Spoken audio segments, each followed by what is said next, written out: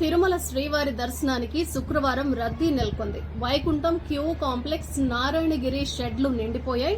Ring road మీదుగా octopus భవనం వరకు సుమారు 3 కిలోమీటర్ల మేర భక్తులు క్యూ లైన్లలో బారులు తీరారు.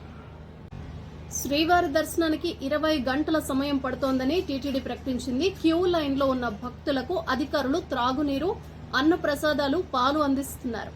ఈ రద్దీ వారాంతం వరకు కొనసాగే అవకాశం ఉంది.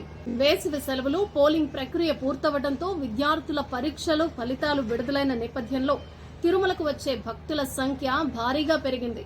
ముఖ్యంగా శుక్ర, శని, ఆదివారాల్లో సామాన్య భక్తులు స్వామివారిని దర్శించుకోవాలంటే 30 నుంచి 40 గంటల సమయం క్యూ లైన్లలో వేచి ఉండాల్సిన పరిస్థితి ఏర్పడింది.